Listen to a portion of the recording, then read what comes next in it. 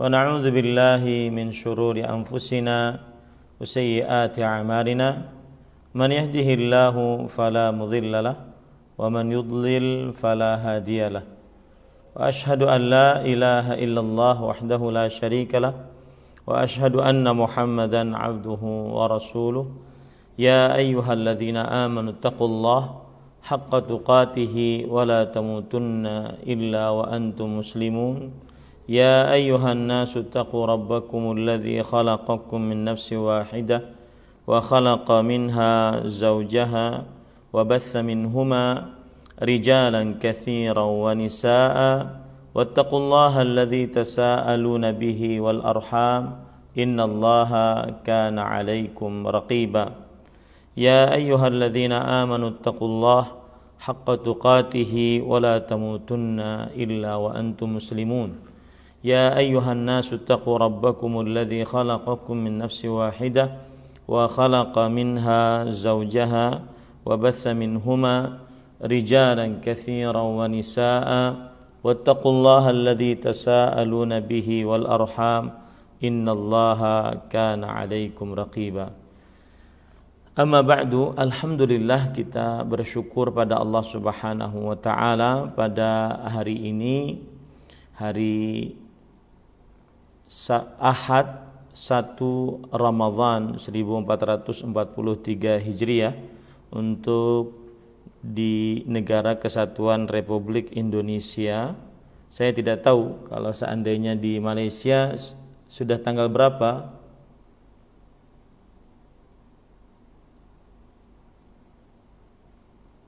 Sudah tanggal berapa di Malaysia? Sama Ustaz. Oh sama. Alhamdulillah. Taib. Alhamdulillah kita bersyukur pada Allah Subhanahu wa taala pada hari ini, hari Ahad 1 Ramadhan 1443 Hijriah. Kita dimudahkan oleh Allah Subhanahu wa taala untuk duduk bersama mengkaji ayat-ayat suci Al-Quran dan hadis-hadis Rasul sallallahu alaihi wa alihi wasallam dalam sebuah kajian Islam ilmiah tematik, membahas tema yaitu bagaimana puasa Nabi Muhammad sallallahu alaihi wa alihi wasallam. Salawat dan salam semoga selalu Allah berikan kepada Nabi kita Muhammad sallallahu alaihi wa ala alihi wasallam, pada keluarga beliau, para sahabat serta orang-orang yang mengikuti beliau sampai hari kiamat kelak. Dengan nama-nama Allah yang husna dan sifat-sifatnya yang ulia, kita berdoa, Allahumma inna nas'aluka ilman nafi'an wa rizqan tayyiban wa amalan mutaqabbala. Wahai Allah, sesungguhnya kami mohon kepada Engkau ilmu yang bermanfaat, rezeki yang baik dan amal yang diterima. Allahumma amin. Bagaimana puasa Nabi Muhammad sallallahu alaihi wasallam? Yang pertama, beliau Nabi kita Muhammad sallallahu alaihi wasallam menentukan masuknya bulan Ramadhan dengan dua cara. Yang pertama yaitu ru'yatul hilal, dan yang kedua menyempurnakan bulan Sya'ban menjadi 30 hari. Dan pada tahun ini Ramadhan Mubarak 1443 Hijriah, kita memakai cara yang kedua, yaitu menyempurnakan bulan Sya'ban menjadi 30 hari. Hal ini berdasarkan hadis Rasulullah sallallahu alaihi wasallam riwayat Bukhari dari sahabat Nabi Abu Hurairah radhiyallahu an, Nabi Muhammad sallallahu alaihi wa ala alihi wasallam bersabda, "Sumu li ru'yatihi wa aftiru li ru'yatihi, fa in gubbiya 'alaikum fa akmilu 'iddata Sya'bana 30." Berpuasalah karena melihat hilal dan berhari rayalah karena melihat hilal. Jika terhalang oleh kalian hilal, maka sempurnakanlah jumlah bilangan hari bulan Sya'ban menjadi 30 hari. Ini adalah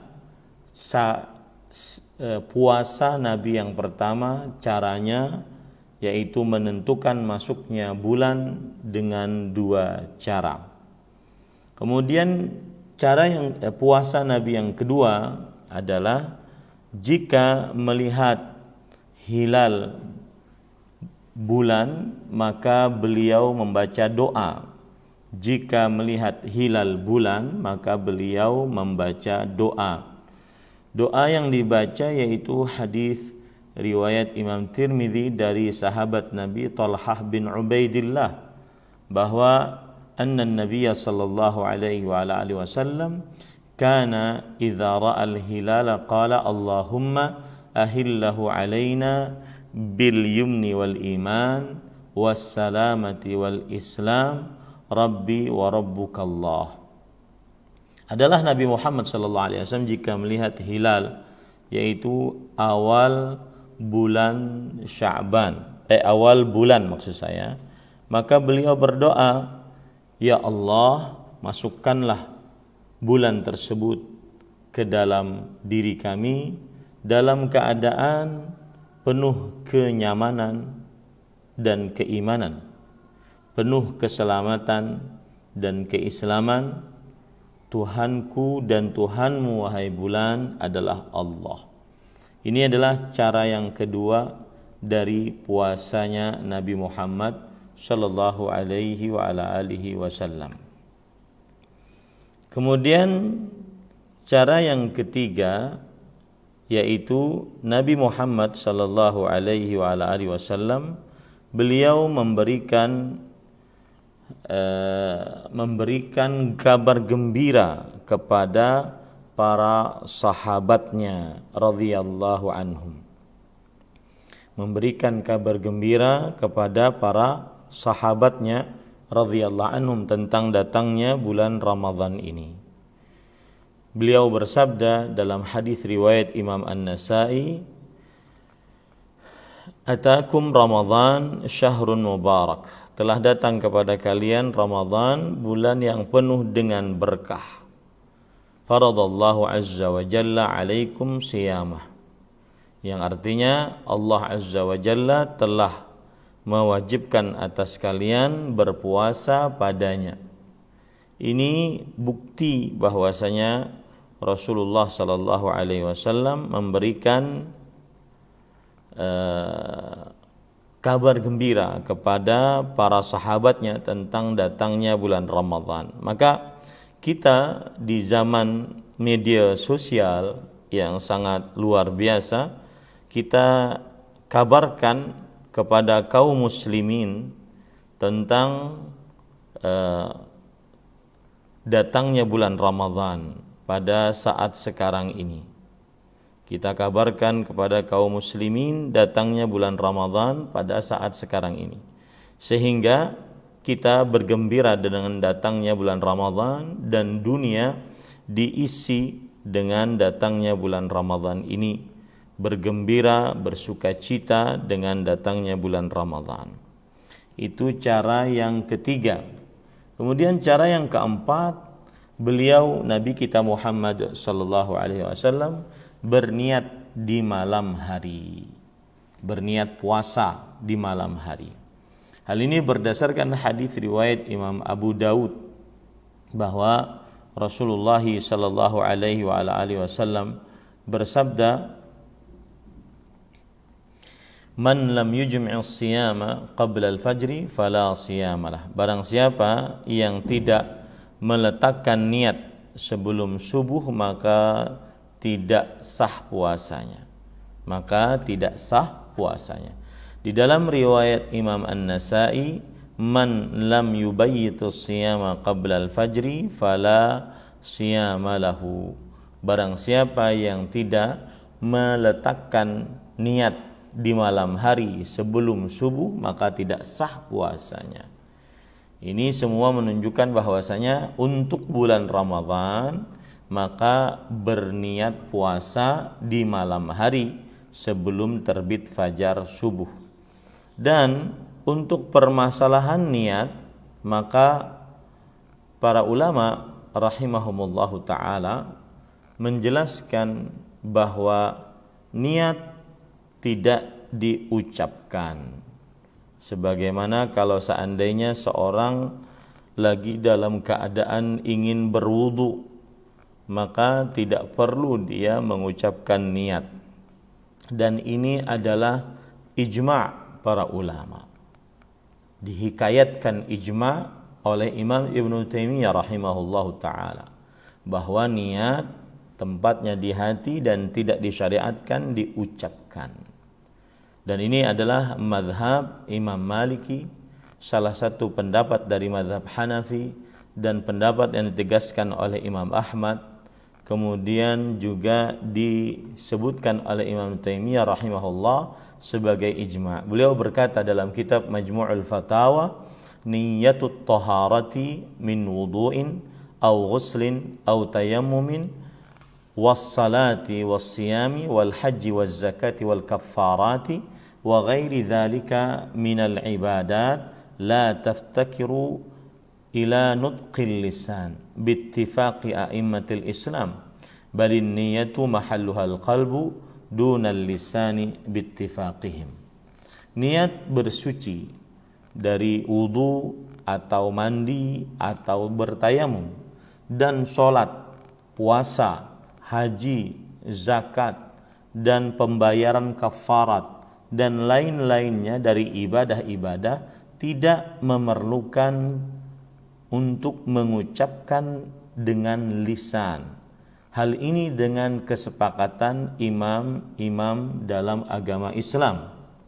Bahkan karena niat tempatnya di dalam hati dan bukan pada lisan dengan kesepakatan mereka.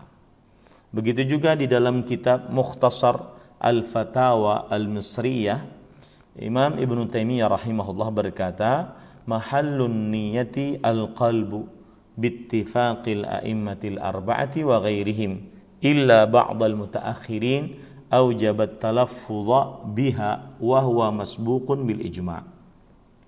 Tempat niat itu di dalam hati dengan kesepakatan imam yang empat dan selain mereka, kecuali sebagian ulama-ulama generasi terakhir yang mereka mewajibkan melafazkannya dan dia didahului dengan ijma'. Artinya kewajiban pelafatan niat ini sudah didahului dengan ijma'. Jadi itu permasalahan niat yang pertama. Kemudian niat juga di Nabi Muhammad SAW, beliau berniat dan niatnya dilakukan sekali di awal malam pertama bulan Ramadan untuk berniat sepanjang bulan atau sepanjang hari dalam sebulan bulan Ramadan. Memang terjadi perbedaan pendapat di antara para ulama bahwa ada yang menyatakan niat diwajibkan di setiap malam Ramadan. Ada yang mengatakan niat cukup hanya pada malam pertama dari bulan Ramadan. Maka wallahu alam, pendapat yang kita ambil adalah bahwa niat puasa bulan Ramadan cukup malam pertama dari bulan Ramadan. Siapa yang berniat berpuasa selama sebulanan penuh sudah mencukupi baginya untuk berpuasa sebulanan penuh, karena tidak ada orang dari kaum muslimin yang berpuasa hanya setengah bulan atau hanya 10 hari.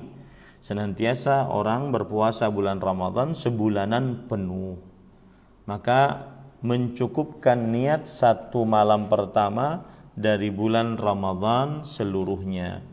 Tetapi jika niat tersebut terputus karena niatnya, yaitu seperti karena haid atau nifas atau sakit atau safar yang menyebabkan akhirnya dia tidak berpuasa, maka pada saat itu dia mengulang kembali niatnya untuk melanjutkan niat puasa sehari-hari sisa dari yang dia tidak berpuasa. Itu adalah poin yang keempat. Poin yang kelima yaitu sifat puasa Nabi Muhammad SAW.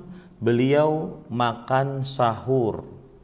Beliau makan sahur sebagaimana yang diperintahkan oleh Rasulullah sallallahu alaihi wasallam dalam hadis yang diriwayatkan oleh Imam Bukhari dan Muslim dari sahabat Nabi Anas bin Malik radhiyallahu an.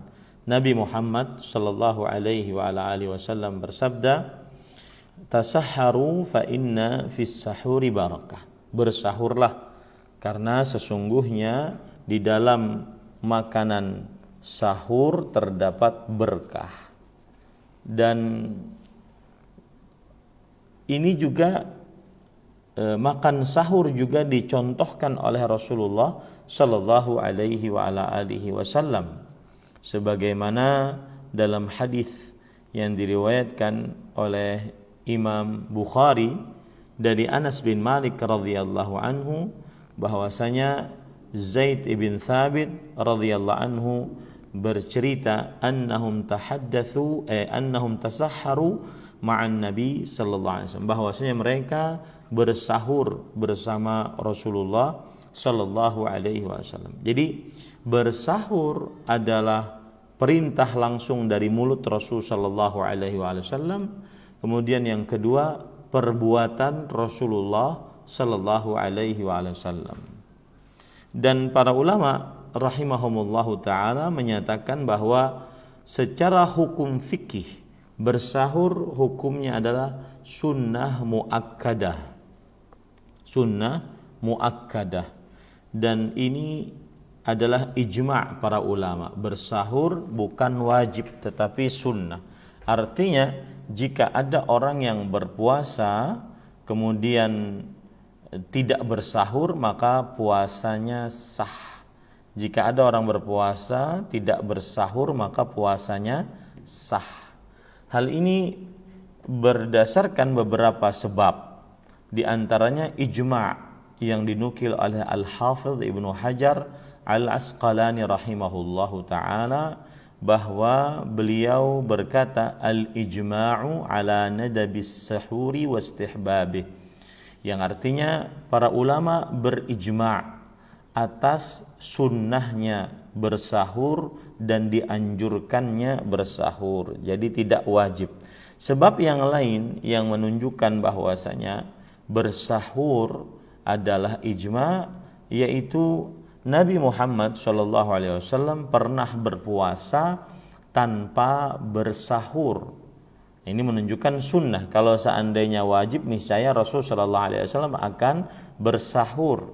Ya, Nabi Muhammad SAW berpuasa tanpa bersahur dan juga membiarkan para sahabat Nabi radhiyallahu anhum yang berpuasa tanpa bersahur. Sebagaimana dalam hadis riwayat Bukhari dan Muslim dari Abdullah bin Umar radhiyallahu anhuma, beliau bercerita anna Nabiy sallallahu alaihi wasallam fawasala an-nas fashaqqa alaihim fanahahum qala innaka tuwasil qala lastu kahayatikum inni udhallu ud'am wa usqa. Adalah Nabi Muhammad sallallahu alaihi wasallam, beliau berpuasa tanpa bersahur. Lalu para sahabat mengikutinya. Lalu para sahabat merasa berat dengan hal tersebut. Lalu Nabi Muhammad sallallahu alaihi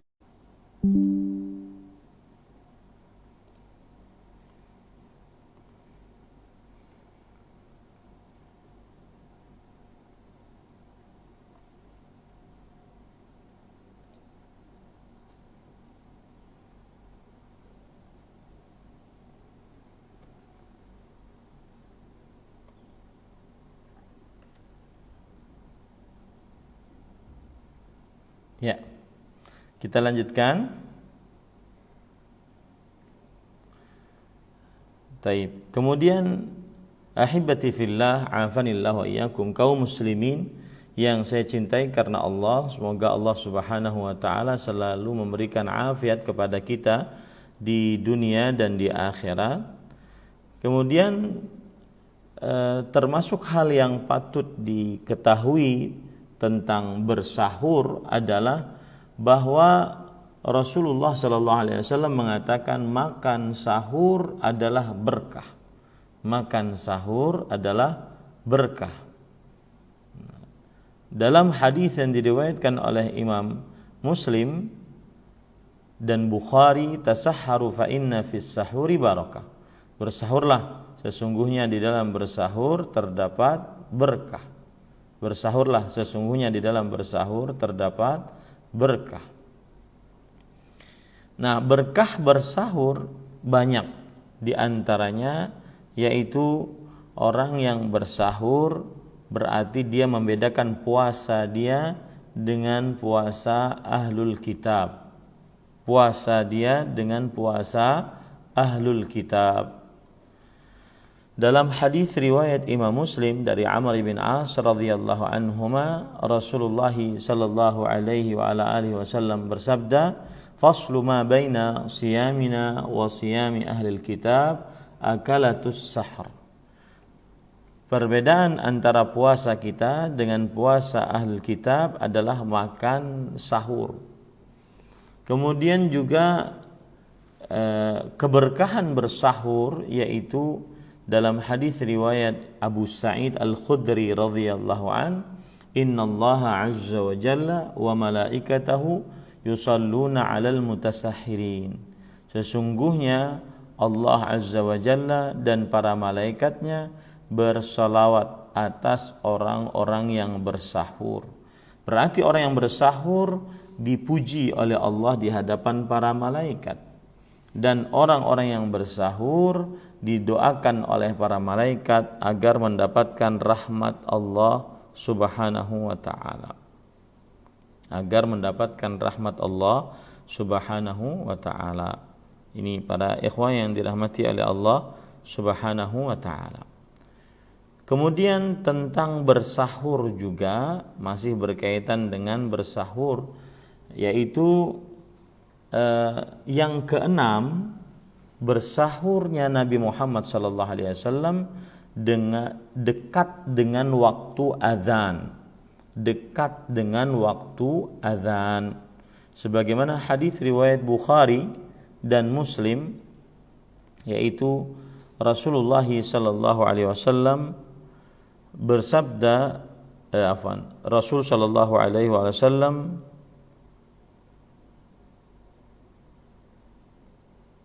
beliau bersahur sangat dekat dengan azan subuh, ya, sangat dekat dengan azan subuh. Sebagaimana hadis riwayat Bukhari dari Zaid bin Thabit radhiyallahu anhu, beliau bercerita annahum tasahharu ma'an Nabi sallallahu alaihi wasallam, bahwasanya Zaid bin Thabit dan para sahabat yang lain bersahur bersama Rasulullah sallallahu alaihi wa ala alihi wasallam. Kemudian thumma qamu ila shalah, lalu setelah itu bangun untuk mengerjakan salat subuh. Lalu Anas bin Malik radhiyallahu anhu bercerita, bertanya, kam bainahuma, berapa jarak antara puasa Nabi Muhammad sahur Nabi Muhammad SAW dengan azan subuh. Maka Zaid bin Thabit radhiyallahu anhu berkata, qadru khamsina aw sittina, yakni ayah, sekitar 50 sampai 60 ayat Al-Quran yang dibaca. Jadi kalau orang membaca ayat Al-Quran sekitar 50 sampai 60 ayat, maka itulah jarak antara antara sahurnya Nabi Muhammad sallallahu alaihi wasallam dengan adzan subuh. Nah, kalau kita buka surat Al-Baqarah, ya maka kita akan dapati 60 ayat itu adalah setengah juz. 60 ayat setengah juz. Kalau orang lancar baca Al-Qur'annya, maka setengah juz berarti dia sekitar 15 menit antara azan subuh dengan makan sahurnya. Antara azan subuh dengan makan sahurnya ini sekitar 15 menit. Nah, itulah sahur Rasulullah SAW dekat dengan waktu azan, ya. Begitu juga kemudian yang ketujuh, sifat puasa Nabi Muhammad sallallahu alaihi wasallam adalah beliau bersahur dengan kurma yang kering atau disebut dengan tamar. Kurma yang kering atau yang disebut dengan tamar. Kalau tidak ada kurma yang kering, maka apapun boleh untuk dijadikan bersahur, walaupun hanya sekedar minum air putih. Walaupun hanya sekedar minum air. Hal ini berdasarkan hadis riwayat Imam Abu Daud dari sahabat Nabi Abu Hurairah radhiyallahu an, bahwa Rasulullah sallallahu alaihi wasallam bersabda, "Ni'ma sahurul mu'min at-tamar." Yang artinya sebaik-baik sahurnya orang beriman adalah at-tamar. Tamar yaitu kurma yang kering. Tamar adalah kurma yang kering. Seperti ini, kurma yang kering. Ini gambarnya, ya. Nah, ini kurma yang kering. Ini digunakan untuk bersahur, ya.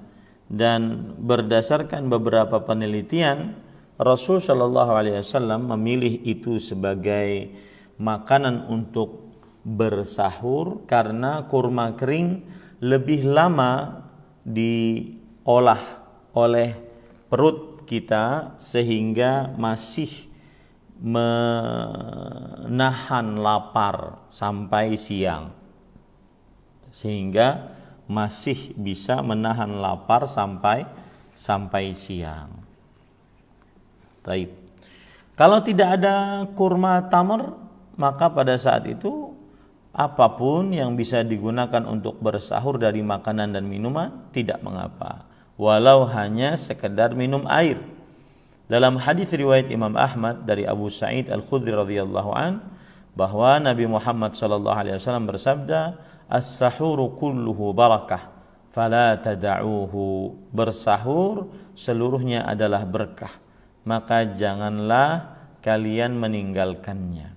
Walau an yajra'a ahadukum jur'atan min ma, walaupun salah seorang dari kalian meneguk beberapa tegukan air saja. Ini adalah puasa Nabi yang ketujuh. Bagaimana puasa Nabi yang ketujuh?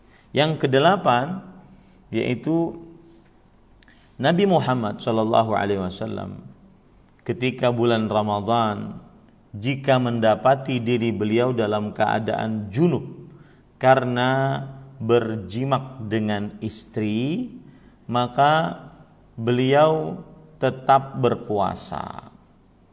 Ketika beliau mendapati adzan subuh dalam keadaan junub karena berjimak dengan istri, maka beliau tetap berpuasa. Hal ini berdasarkan hadis riwayat Bukhari dan Muslim dari Aisyah radhiyallahu anha dan Ummu Salamah radhiyallahu anha, bahwa mereka berdua bercerita, anna Rasulullah sallallahu alaihi wa ala alihi wasallam kana yudrikuhul fajr wa huwa junub min ahlihi thumma yaghtasilu wa yasum. Adalah Rasulullah sallallahu alaihi wasallam mendapati adzan subuh dalam keadaan beliau junub karena berjimak dengan istrinya, Kemudian beliau mandi dan berpuasa. Dalam riwayat yang lain bahwa kana an-nabiy sallallahu alaihi wasallam yudrikuhul fajru junuban fi Ramadan min ghairi hulumin fayaghtasilu wa yasum. Adalah Nabi Muhammad sallallahu alaihi wasallam beliau mendapati diri beliau dalam keadaan junub dalam bulan Ramadan, bukan karena mimpi, maka beliau lalu mandi dan berpuasa. Nah, ini jadi tidak mengapa orang dalam keadaan junub belum mandi mendapati azan subuh, maka tetap dia diwajibkan untuk berpuasa. Jika ingin sholat subuh baru dia mandi.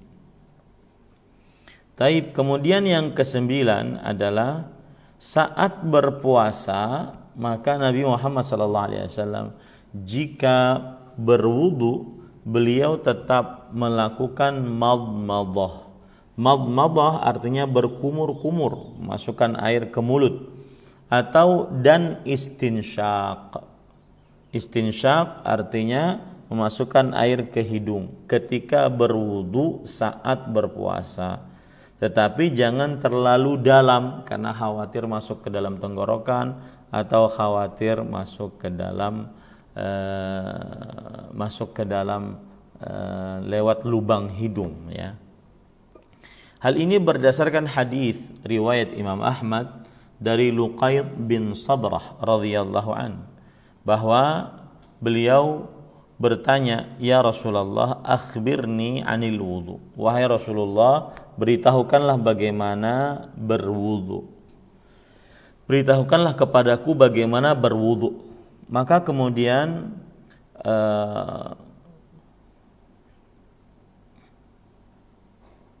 Rasul sallallahu alaihi wasallam bersabda, "Asbighil wudu'a wa khallil bainal asabi' wa baligh fil istinsyaq illa an takuna sha'iman." Sempurnakanlah wudu dan selak-selaklah jari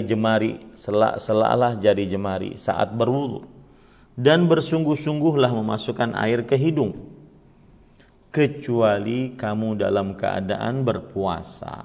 Ini menunjukkan bahwasanya saat berpuasa boleh untuk berkumur-kumur dan memasukkan air ke hidung, baik di pagi hari, di siang hari, atau di sore hari, boleh.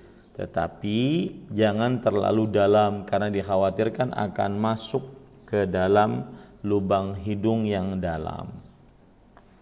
Yang ke-10 yaitu Nabi Muhammad SAW senantiasa bersiwak meskipun saat berpuasa. Senantiasa bersiwak meskipun saat berpuasa. Hal ini berdasarkan perkataan Imam Bukhari rahimahullah di dalam kitab beliau Sahih Bukhari. Beliau mengatakan, "Babu siwakir rutabi wal yabisi lis-shaim." Bab bersiwak yang basah atau yang kering bagi orang yang berpuasa. Bersiwak yang basah atau yang kering bagi orang yang berpuasa. Kemudian Imam Bukhari menyebutkan, wa yadhkaru an Amir bin Rabi'ah radhiyallahu anhu qala ra'aitu an-nabiy sallallahu alaihi wa alihi wasallam yastaku wa huwa sha'im ma la uhsi wa la u'id.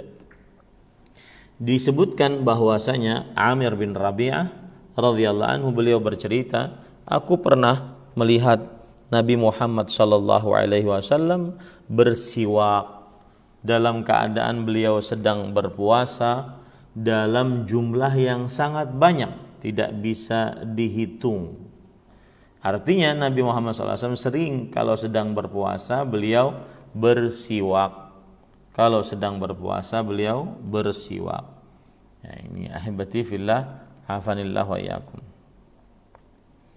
Kemudian ahibati fillah, afanillah wa iyyakum, yang ke-11, dan juga dalil yang lain yang menunjukkan keumuman bahwasanya bersiwak adalah disyariatkan dalam syariat Islam, yaitu bahwa Nabi Muhammad sallallahu alaihi wasallam bersabda dalam hadis riwayat Imam An-Nasai dari sahabat Nabi Ummul Mukminin Aisyah radhiyallahu anha, beliau berkata, Rasul sallallahu alaihi wasallam bersabda, "As-siwaku mathaharatun lil fami, mardhatun lirabb." Siwak adalah membersihkan mulut dan mendatangkan ridha Allah Subhanahu wa taala. Siwak adalah membersihkan mulut dan mendatangkan ridha Allah Subhanahu wa taala. Taib. Kemudian ahibati fillah, afanillahu iyyakum, kaum muslimin yang saya cintai karena Allah, semoga Allah Subhanahu wa taala selalu memberikan afiat kepada kita di dunia dan di akhirat. Yang ke-11 adalah bahwa Nabi Muhammad sallallahu alaihi wasallam, beliau saat berpuasa beliau selalu menjaga sholat 5 waktu dan mengerjakan sholat 5 waktu tersebut berjamaah di masjid. Ini sifat puasa Nabi Muhammad SAW. Dan hal ini berdasarkan keumuman hadis riwayat Muslim dari Jabir bin Abdullah radhiyallahu anhuma, beliau mendengar Rasulullah SAW bersabda, "Bainar rajuli wa bainasy syirki wal kufri tarkus shalah." Jarak antara seseorang dan kesyirikan dan kekufuran meninggalkan salat. Taib. Kemudian juga berdasarkan hadis riwayat Imam Tirmidzi dari Abdullah bin Buraidah, dari Buraidah bin Al-Husayb radhiyallahu an, bahwa Rasulullah sallallahu alaihi wasallam bersabda, "Al-ahdu alladhi bainana wa bainahumus shalah, faman tarakaha faqad kafar." Bahwa Rasulullah sallallahu alaihi wasallam bersabda, perjanjian antara kami kaum muslimin dan mereka kaum kafirin adalah orang-orang yang adalah salat. Siapa yang meninggalkan salat maka sungguh dia telah kafir. Dan orang yang puasa tetapi tidak salat maka difatwakan oleh para ulama rahimahumullahu taala bahwa puasanya tidak sah, dan juga sisa-sisa ibadah lainnya juga tidak sah. Hal ini sebagaimana fatwa Asy-Syaikh Abdul Aziz Ibn Baz rahimahullah, beliau ditanya, "Hunaka man yasumu wa yuaddi ba'dal ibadat walakinnahu la yusalli, fahal yuqbalu shaumuhu wa ibadatuhu?" Di sana ada orang yang berpuasa dan menunaikan sebagian ibadah-ibadah, akan tetapi dia tidak sholat, apakah diterima puasanya dan ibadahnya? Kemudian Imam Ibnu Baz rahimahullah berkata, "As-sahihu anna tarikas salati amdan yakfuru bidzalika kufran akbar." Pendapat yang benar bahwa yang meninggalkan sholat dengan sengaja maka dia kufur dengan hal tersebut, dengan kekufuran yang besar. Wa bidzalik la yasihhu shaumuhu wa la baqiyatu ibadatihi hatta yatuba ilallahi subhanahu. Dengan sebab itulah tidak sah puasanya dan sisa-sisa ibadahnya sampai bertaubat kepada Allah Subhanahu wa taala.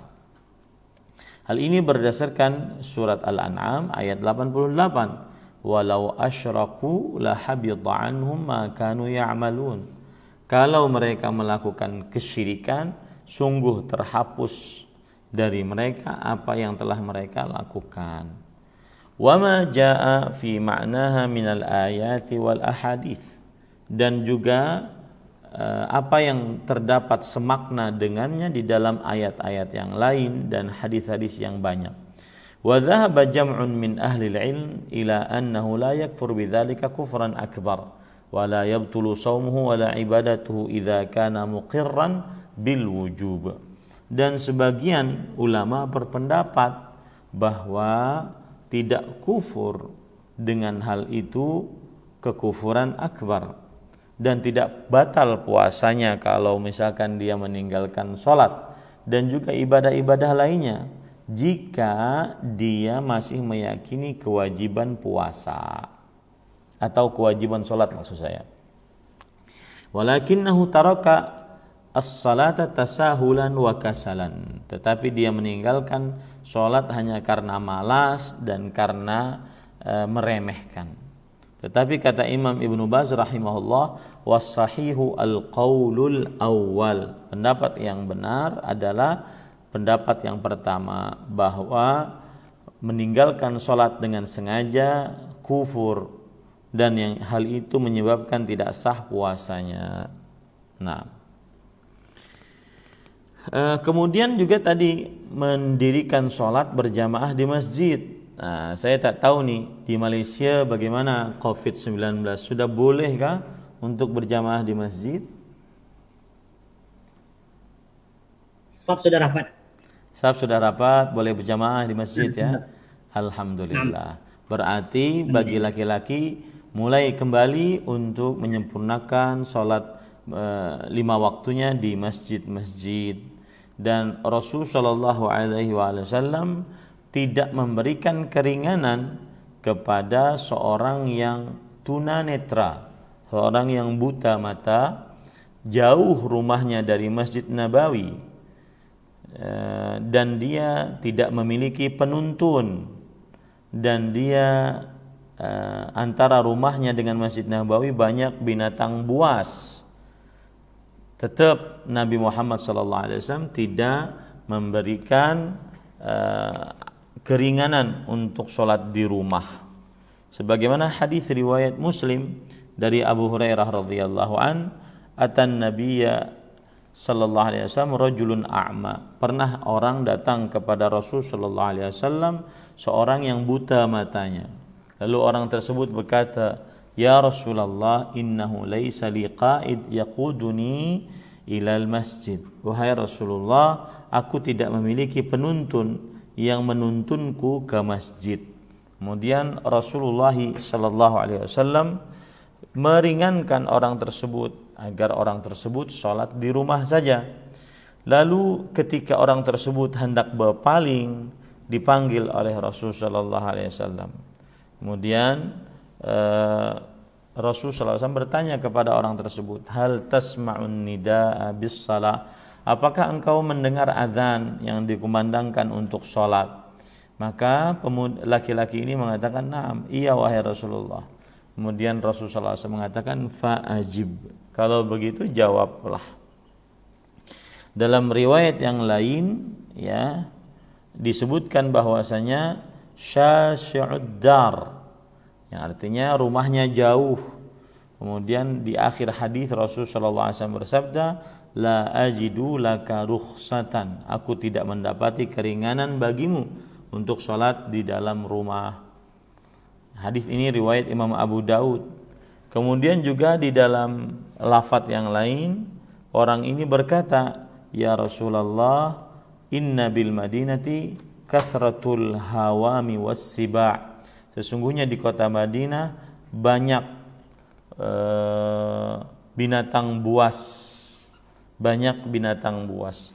Lalu Rasul sallallahu alaihi wasallam masih bertanya, "Apakah engkau mendengar hayya 'alas shalah, hayya 'alal falah?" Kata beliau, "Fa hayya halla." Kalau kamu mendengar hayya 'alas shalah, hayya 'alal falah, maka penuhilah panggilan tersebut. Nah, ini. Kemudian para ikhwah yang dirahmati oleh Allah Subhanahu wa taala, jadi laki-laki ini mempunyai enam alasan sebenarnya untuk meninggalkan sholat berjamaah di masjid. Yang pertama, matanya buta. Yang kedua, rumahnya jauh. Yang ketiga, di kota Madinah banyak binatang buas. Yang keempat, tidak ada yang menuntunnya. Yang kelima, dia tua, orangnya tua. Yang keenam, di antara rumah dengan Masjid Nabawi banyak sekali pepohonan. Ini sebagaimana disebutkan oleh Imam Ibnu Qayyim Al-Jauziyah rahimahullah di dalam kitab As-Salah. Yang jelas sifat puasa Nabi Muhammad SAW, saat beliau berpuasa beliau tetap menjaga mendirikan sholat dan mendirikan sholatnya berjamaah di dalam masjid bagi laki-laki. Kemudian yang ke-12, sifat puasa Nabi Muhammad SAW adalah beliau mencium, mencumbu, memeluk istrinya saat berpuasa. Ya, sebagaimana hadis riwayat Bukhari dan Muslim dari Aisyah radhiyallahu anha, beliau menceritakan anna Rasulullah sallallahu alaihi wasallam kana yuqabbiluha wa huwa shaim. Adalah Rasulullah sallallahu alaihi wasallam beliau memeluk Aisyah radhiyallahu anha dalam keadaan sedang berpuasa. Di dalam riwayat yang lain yuqabbilu fi Ramadan. Beliau memeluk ataupun mencium Aisyah radhiyallahu anha saat bulan Ramadan wa huwa shaim, saat Nabi Muhammad SAW sedang berpuasa. Nah, ini tidak mengapa bagi siapa yang kuat menahan hawa nafsunya. Bagi siapa yang tidak kuat menahan hawa nafsunya, jangan. Ya, misalkan dia tidak kuat memeluk istrinya, mencium istrinya, karena nanti dikhawatirkan dia akan dia akan keluar air maninya, maka ini tidak diperbolehkan. Yang kuat saja yang diperbolehkan. Baik. Kemudian sifat puasa Nabi yang ke-13 adalah menjauhi seluruh yang membatalkan puasa saat berpuasa, seperti berjimak, ya. Kemudian yang kedua adalah keluarnya air mani dengan sengaja, baik itu karena memeluk tadi, mencium tadi, ataupun karena masturbate, ya, atau karena memikirkan sesuatu, atau karena memandang sesuatu, ya. Yang ketiga, makan dan minum. Yang keempat, perkara yang semakna makan dan minum. Perkara yang semakna makan dan minum ini seperti misalkan suntik, ya. Kemudian dengan suntik tersebut dia tambah kuat saat puasanya. Nah, kalau itu dilakukan saat puasa, batal puasanya. Atau seperti misalkan infus. Infus tahu ya? Infus adalah kalau orang sakit kemudian dimasukkan infus. Saya takut bahasanya beda dengan Malaysia. Nah, kemudian yang keempat tadi ya, semakna makan dan minum. Yang kelima adalah mengeluarkan darah. Mengeluarkan darah dalam jumlah yang banyak, seperti donor darah, seperti bekam, hijamah. Rasul sallallahu alaihi wasallam bersabda dalam hadis riwayat Imam Abu Daud, aftaral hajimu wal mahjum. Yang keenam yaitu bersengaja memuntahkan diri, muntah keluar dari mulut. Ya. Hal ini berdasarkan hadis riwayat Imam Ibnu Majah, man dzara'ahu al-qai fala qada'a alaihi wa man istaqa'a fa alaihi al-qada'. Barang siapa yang muntah tanpa sengaja tidak ada qada atasnya, boleh, tidak mengapa. Tapi siapa yang menyengajakan muntah maka wajib mengqada, artinya batal puasanya. Yang ketujuh, keluarnya darah haid dan nifas, ini batal puasanya. Yang kedelapan, berniat berbuka bukan pada waktu berbuka, ini batal puasanya, karena innamal likulli imri'in ma nawa, setiap orang sesuai dengan apa yang ia niatkan. Yang kesembilan, murtad, keluar dari agama Islam. Nah, pembatal-pembatal ini dijauhi oleh Nabi Muhammad SAW saat beliau berpuasa.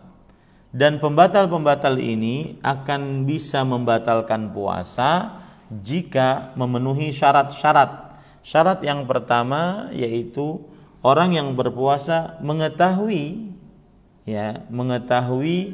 ilmu tentang pembatal-pembatal tersebut. Ya. Dia mengetahui, bukan bodoh dia. Kalau dia tidak tahu maka tidak membatalkan puasa. Kemudian yang kedua adalah harus dia dalam keadaan bukan karena lupa. Kalau lupa tidak batal puasanya, tapi dia mengerjakannya memang karena dalam keadaan ingat, sengaja. Kemudian yang ketiga yaitu memang dia melakukan pembatal-pembatal tersebut karena pilihan dia. Maka inilah syarat pembatal-pembatal puasa. Yang ke-14, sifat puasa Nabi Muhammad sallallahu alaihi wasallam yaitu menjauhi seluruh yang diharamkan ketika berpuasa dan di luar puasa. Menjauhi seluruh yang diharamkan ketika berpuasa dan juga sebenarnya diharamkan di luar puasa. Jadi di sana ada hal yang membatalkan puasa, ada hal yang mengurangi pahala puasa. Yang membatalkan puasa seperti dusta dan segala macam yang berhubungan dengan kedustaan dan kebohongan. Seperti saksi palsu, sumpah palsu, memalsukan barang, kemudian menipu, mengoplos dan seterusnya. Maka ini mengurangi pahala puasa. Hal ini sebagaimana hadis riwayat Bukhari dan Muslim bahwa Nabi Muhammad sallallahu alaihi wasallam bersabda, "Man lam yada' qaula az-zur wal 'amala bih, falaysa lillahi hajah fi an yada'a ta'amahu wa syarabah."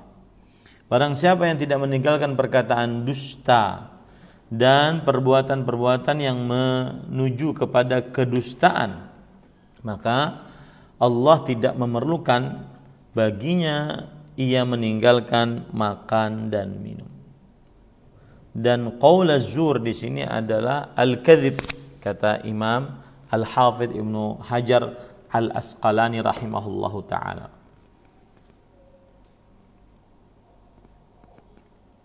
Kemudian yang kedua yang harus dijauhi saat di dalam bulan Ramadan karena mengurangi pahala puasa Ramadan yaitu perbuatan sia-sia, laghu, seperti namimah, mengadu domba, ghibah, menyebutkan kebaikan orang lain, keburukan orang lain tidak di hadapan orang tersebut. Kemudian bermusik, bernyanyi, ini termasuk daripada lagu.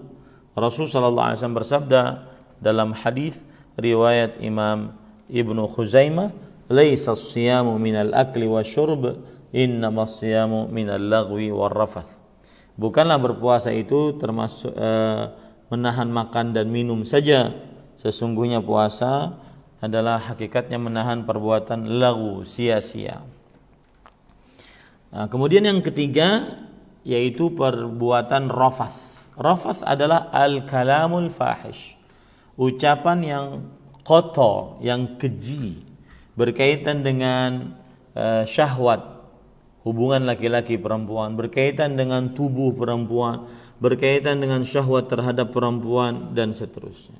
Sebagaimana dikatakan oleh Al-Hafidz Ibnu Hajar Al-Asqalani rahimahullah bahwasanya ar-rafath adalah al-kalamul fahish. Ar-rafath adalah perkataan yang keji. Wa huwa yutlaqu ala hadza wa 'ala al-jima'. Dan rafath sering juga disebutkan tentang jima', berhubungan laki-laki perempuan. Wa 'ala muqaddimati, ataupun juga yang berkaitan dengan pendahuluan dari jima'. Wa 'ala dzikrihi minan nisa, atau menyebutkan tentang perempuan. Ya, atau menyebutkan tentang perempuan.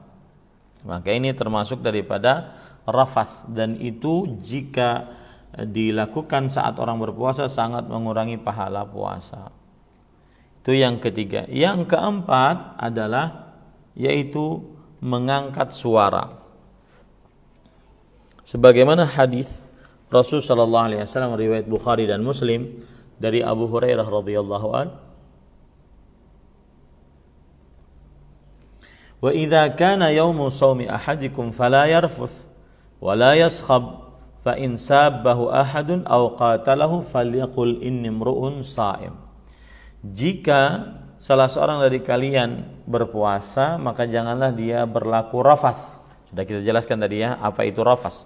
Dan yaskhab, kata Al-Hafidz Ibnu Hajar Al-Asqalani rahimahullah, bahwa sakhab artinya adalah al-khisam was-siyah, yaitu bertengkar, berkelahi, dan juga sambil mengangkat suara. Ya, bertengkar dan berkelahi sambil mengangkat suara. Nah, para ikhwah yang dirahmati oleh Allah Subhanahu wa taala, kalau seandainya seseorang menjauhi hal-hal ini, maka niscaya dia akan mendapatkan pahala puasa yang besar. Tapi kalau seandainya dia mengerjakan hal-hal tersebut, maka dikhawatirkan dia masuk ke dalam hadis Rasul riwayat Imam Ibnu Khuzaimah dari sahabat Nabi Abu Hurairah radhiyallahu anhu, rubba sa'imin hadzuhu min siyamihi al-ju' wal 'atash. Berapa banyak orang yang berpuasa, bagian dari puasanya hanya lapar dan haus. Hanya lapar dan haus. Nah, oleh karena itulah saat berpuasa semestinya kita di samping meninggalkan yang halal, orang puasa itu kan ninggalin yang halal, maka dia juga meninggalkan yang haram. Orang berpuasa meninggalkan makan, minum, bersetubuh, ya itu halal saat selain puasa. Itu halal saat selain puasa. Nah, saat berpuasa juga semestinya ditinggalkan yang haram-haram, bukan hanya yang halal saja. Ya. Oleh karena itulah para ulama menjelaskan, di antaranya sahabat Nabi Jabir radhiyallahu anhu, "Idza sumta falyasum sam'uka wa basaruka wa lisanuka 'anil kadzib." Jika engkau berpuasa, puasakanlah telingamu, pendengaranmu, penglihatanmu, dan lisanmu dari dusta, wal maharim, dan hal-hal yang terlarang, wada'adzal jar, dan tinggalkan menyakiti tetangga, wal yakun 'alaika waqarun wa sakinatun yauma shaumik, dan hendaknya engkau penuh dengan kewibawaan, ketenangan pada hari berbukamu, pada hari berpuasamu. Wala taj'al yauma shaumika wa yauma fitrika sawa, dan janganlah jadikan hari puasamu sama dengan hari berbukamu. Artinya orang yang berpuasa itu penuh dengan kekhusyuan hati, ketundukan jiwa kepada Allah Subhanahu wa taala. Nah, apa bahaya orang yang berpuasa tapi masih mengerjakan yang haram? Bahayanya adalah dia hanya mendapat lapar dan haus, dan itu banyak dalam syariat, dalam hadis Rasul sallallahu alaihi wasallam, ya. Karena Rasulullah SAW kan bersabda, rubba saim, berapa banyak, berarti sangat banyak orang yang berpuasa yang cuma dapat lapar dan haus. Loh, Ustaz, bukankah dia berpuasa? Dia juga menahan makan dan minum. Cuma dapat lapar dan haus? Maka dijelaskan hal ini oleh Al-Hafidz Ibnu Rajab Al-Hambali rahimahullah. Beliau mengatakan, anna taqarruba ila Allah Ta'ala bitarkil mubahat la yakmul illa ba'da taqarrubi ilaihi bitarkil muharramat. Yang artinya mendekatkan diri kepada Allah Subhanahu wa taala dengan puasa, meninggalkan hal-hal yang halal untuk puasa, untuk mendekatkan diri kepada Allah. Ini tidak sempurna kecuali dengan meninggalkan yang haram. Faman irtakabal muharramat thumma taqarraba bitarkil mubahat kana bimathabati man yatrukul fara'id wa yataqarrabu bin nawafil. Maka barang siapa yang mengerjakan hal-hal yang haram tapi dia puasa meninggalkan hal-hal yang mubah, maka ini seperti orang yang mengerjakan amalan-amalan yang hukumnya sunnah tetapi dia meninggalkan amalan-amalan yang hukumnya wajib. Nah, ini makanya hati-hati jangan sampai berpuasa puasanya orang awam, sebagaimana dikatakan oleh Imam Maimun bin Mihran rahimahullah. Beliau mengatakan bahwa inna ahwanas siyami tarkut ta'ami wasyarab. Sesungguhnya puasa orang awam orang yang tidak belajar agama. Ini adalah hanya puasa yang menahan makan dan minum saja. Yang ke-15, Nabi Muhammad SAW saat berpuasa, baik itu di siang hari atau di malam hari, beliau terutama di malam hari, beliau banyak membaca Al-Quran. Hal ini sebagaimana yang diceritakan dalam hadis riwayat Bukhari dari Abdullah bin Abbas radhiyallahu anhuma, bahwa Jibril alaihissalam mendatangi Rasulullah SAW di setiap malam Ramadan dan beliau yudarisuhul Quran. Beliau mengajari Rasulullah SAW Al-Quran. Tadarus, makanya disebut dengan tadarus karena di sana ada mengajari. Nah ini harus diperbanyak baca Qur'annya, ya. Kemudian yang ke-16, memperbanyak sedekah ketika Ramadan, terutama saat membukakan puasa. Rasul sallallahu alaihi wasallam bersabda, "Man fattara sha'iman kana lahu mithlu ajrih, ghaira annahu la yanqusu min ajri as-sha'imi syai'an."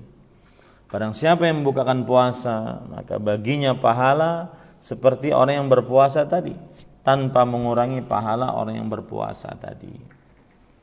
Nah, yang ke-17 adalah beliau memerintahkan untuk berumrah di dalam bulan Ramadan. Rasulullah SAW bersabda, "Fa inna umratan fi Ramadan taqdi hajjah." Sesungguhnya berumrah pada bulan Ramadan senilai dengan berhaji, di dalam riwayat yang lain senilai dengan berhaji bersamaku.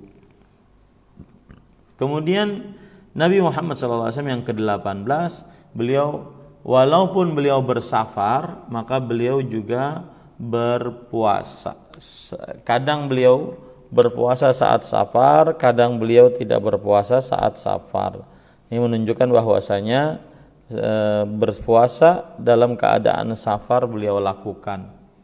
Dalam hadis riwayat Bukhari dan Muslim dari Abdullah bin Abbas radhiyallahu anhuma, "Qad sama Rasulullah SAW wa aftar, wa man syaa sama wa man syaa aftar."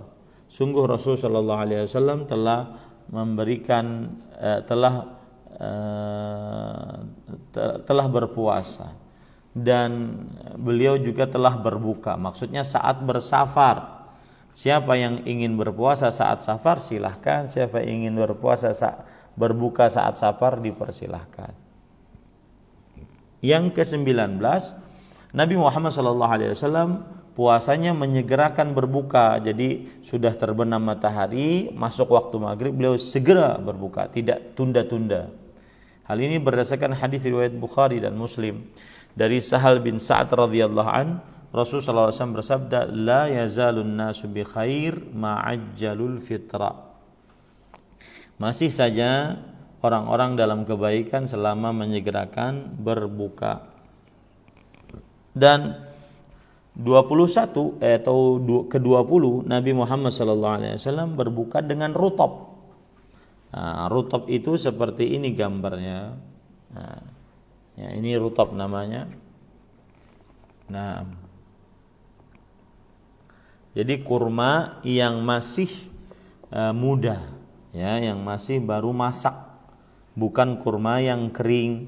Hal ini berdasarkan hadis riwayat Imam Abu Daud dari sahabat Nabi Anas bin Malik radhiyallahu an, bahwa Rasulullah sallallahu alaihi wasallam yuftiru qabla an yusalli ala rutabat. Beliau berbuka sebelum salat dengan memakan kurma rutab. Fa in lam takun tamaratin fa in lam takun rutabatin fa'ala tamaratin. Kalau tidak ada kurma rutab, maka beliau berbuka dengan kurma tamr. Fa in lam takun tamaratin hasawatin min ma. Jika tidak ada kurma tamar, maka beliau meneguk beberapa air saja. Kemudian yang ke-21 adalah bahwasanya Nabi Muhammad SAW saat sudah berbuka, saat sudah berbuka, maka beliau membaca doa, dhahabadh dhama wa batallatil uruq wa thabatal ajru insyaallah. Ini doa setelah berbuka. Ini kalau seandainya dikumandangkan azan Allahu Akbar, keambil kurma, ucap bismillah baru makan.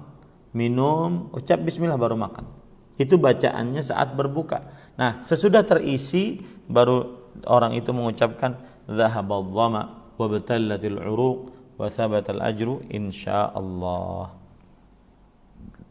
Taib. Itu kira-kira yang bisa saya sampaikan tentang sifat atau bagaimana puasa Nabi Muhammad sallallahu alaihi wasallam.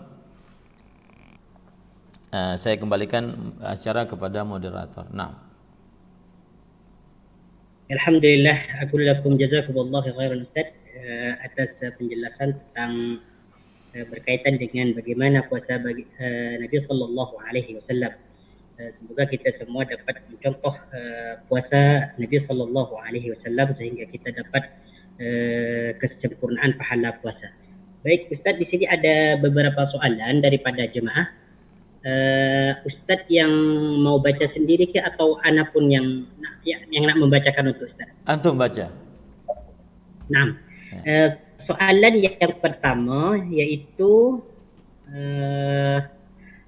apakah saya perlu membayar fidyah ataupun hanya mengqada saja pada puasa yang tidak sah karena saya melakukan perkara yang membatalkan puasa, sedangkan pada waktu itu saya tidak tahu bahawa puasa saya batal pada 2 tahun lepas.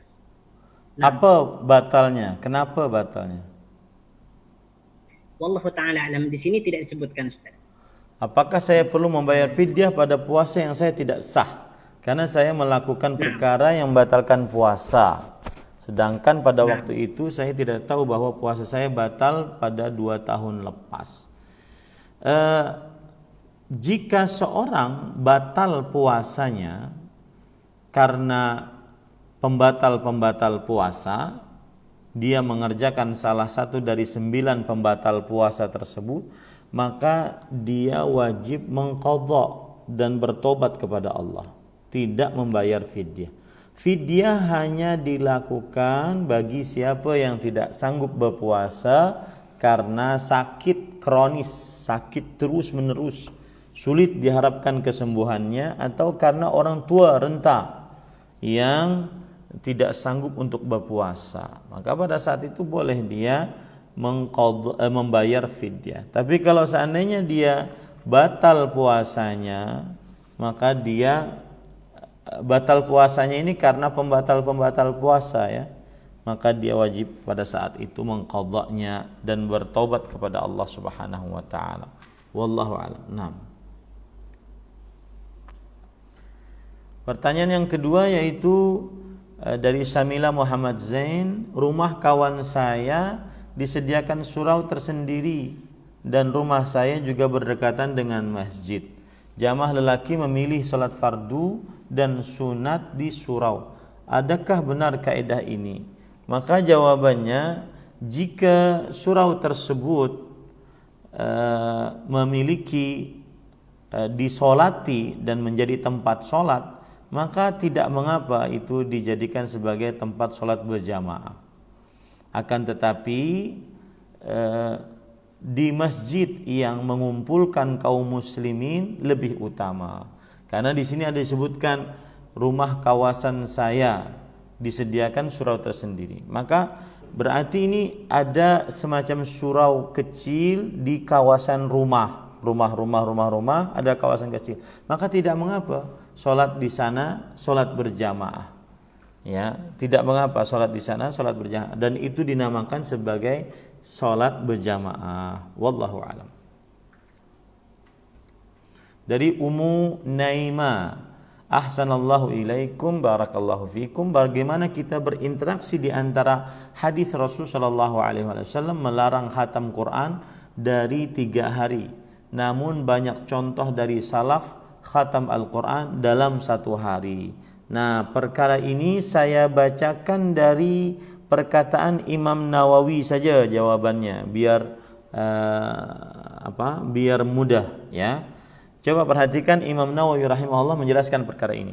Wal ikhtiyaru anna dzalika yakhtalifu bi ikhtilafil ashkhas. Kata beliau, yang menjadi pendapat pilihan adalah bahwa hatam Al-Quran itu berbeda-beda pada setiap orangnya. Nah, itu dia. Faman kana yadhharu lahu bidaqiqil fiqh lataifa wa ma'arif falyaqtasir ala qadri ma yahsulu lahu kamalu fahmi ma yaqra'uhu.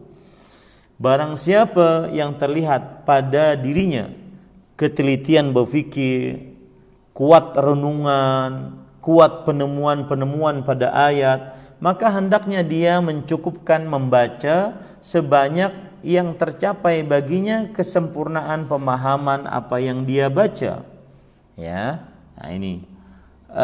Wa kadza man kana mashghulan binashril ilm aw ghairihi min muhimmatid din wa masalihil muslimin al-'ammah falyaqtasir ala qadri la yahsulu bisababihi ikhlal bima huwa marsadun lah.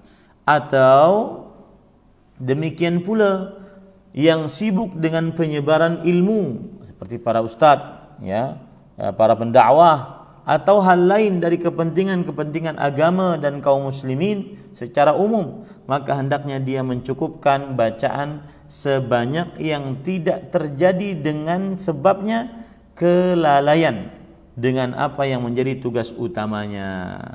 Jadi maksudnya kalau dia pendakwah, kalau dia ustadz, kalau dia tuan guru, maka dia membaca Al-Quran, tapi jangan sampai terlalaikan dakwahnya. Nah, begitu.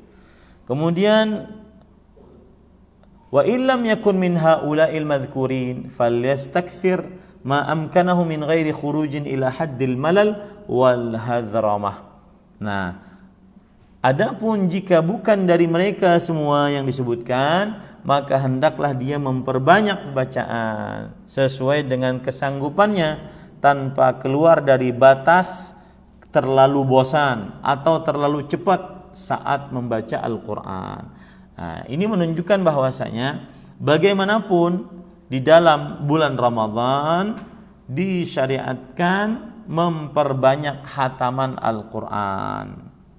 Adapun larangan Rasul sallallahu alaihi wasallam kepada Abdullah bin Amr bin As radhiyallahu anhuma bahwa tidak boleh lebih daripada 3 hari menghatamkannya, maka atau tidak boleh kurang dari 3 hari, maksud saya menghatamkan Qur'annya, ini adalah dalam keadaan di luar Ramadan.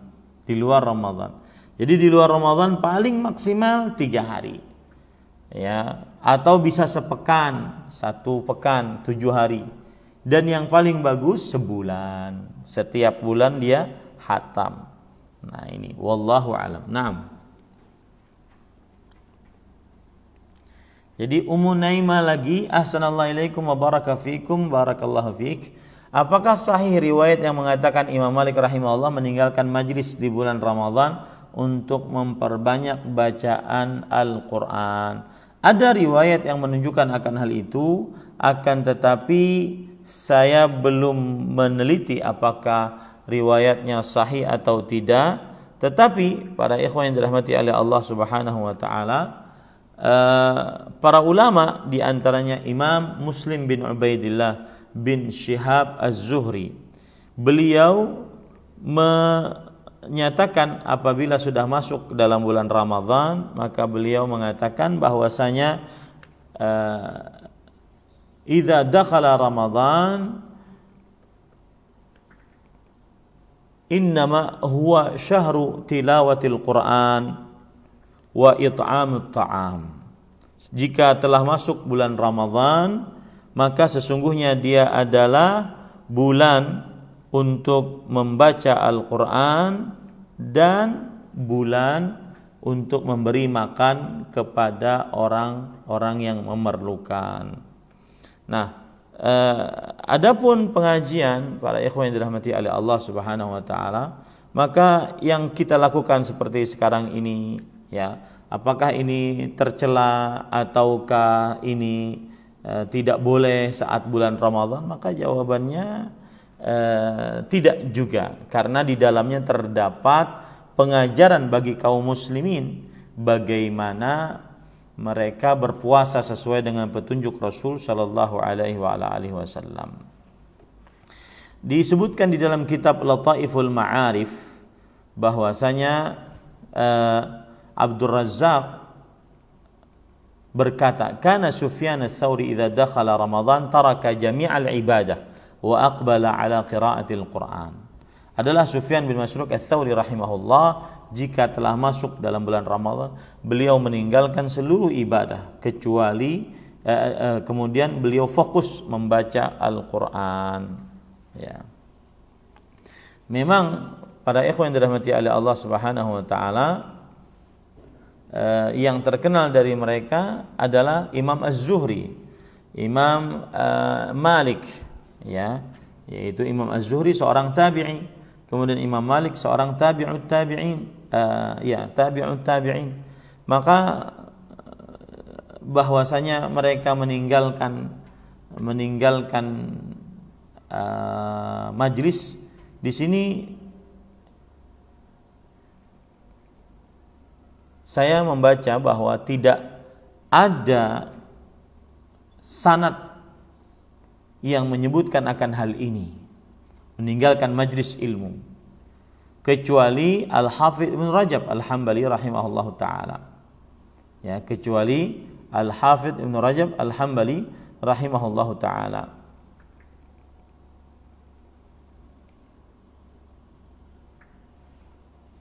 Nah, jadi wallahu alam sanadnya tidak sahih disebutkan karena di dalamnya terdapat seorang yang dikenal dengan Abdullah bin Muhammad bin Ja'far Abul Qasim Al-Qazwini, ya.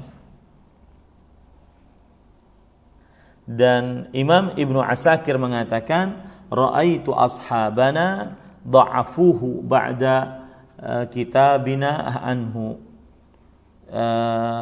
wa ankaru alaihi asya.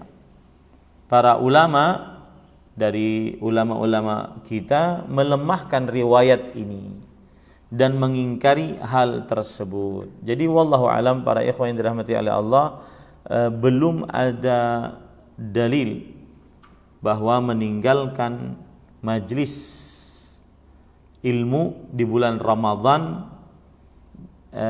dan tidak boleh bermajlis ilmu di dalam bulan Ramadan. Ya, yang jelas tidak diragukan lagi bahwasanya membaca Al-Qur'an adalah amal yang sangat dianjurkan dalam bulan Ramadan dan juga ibadah-ibadah lainnya. Tetapi tidak menutup kemungkinan juga untuk beramal ibadah dengan cara menghadiri majlis ilmu di dalam bulan Ramadan, ya, karena tidak ada dalil yang melarangnya ataupun memakruhkannya, dan tidak ada sahabat yang melarangnya ataupun memakruhkannya. Begitu juga hadis Rasul sallallahu alaihi wasallam. Nah, dari Najwan, Ustadz, di Malaysia banyak masjid membaca salawat atau ayat khusus selepas setiap 2 rakaat di dalam salat tarawih. Apakah ada asalnya? Jika iya bid'ah, bagaimana saya salat tarawih di sini? Maka jawabannya, wallahu alam, Nabi Muhammad sallallahu alaihi wasallam beliau mengerjakan puasa Ramadan setelah Rasul sallallahu alaihi wasallam berhijrah ke kota Madinah. Berarti sekitar 10-an tahun Rasulullah sallallahu alaihi wasallam berpuasa Ramadan. Dan dalam beberapa riwayat Nabi Muhammad sallallahu alaihi wasallam di dalam bulan Ramadan beliau salat tarawih berjamaah bersama para sahabat sebanyak 2 atau 3 malam. Dan selama salat tarawih tersebut belum ada riwayat dari Nabi Muhammad SAW dan para sahabatnya bahwa setiap selesai 2 rakaat dalam salat tarawih dibaca selawat ataupun ayat-ayat khusus. Maka kita mencukupkan dengan apa yang dicontohkan oleh Nabi Muhammad sallallahu alaihi wasallam, yaitu tidak ada bacaan khusus saat sesudah sholat 2 rakaat dari sholat tarawih. Wallahu alam. Nah,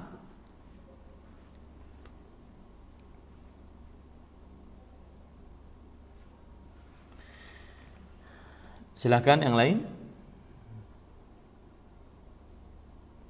Samila Muhammad Zain.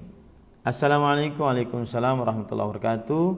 Adakah sama bersiwak dengan memberus gigi dengan ubat gigi? Memberus gigi mungkin menggosok gigi maksudnya ya.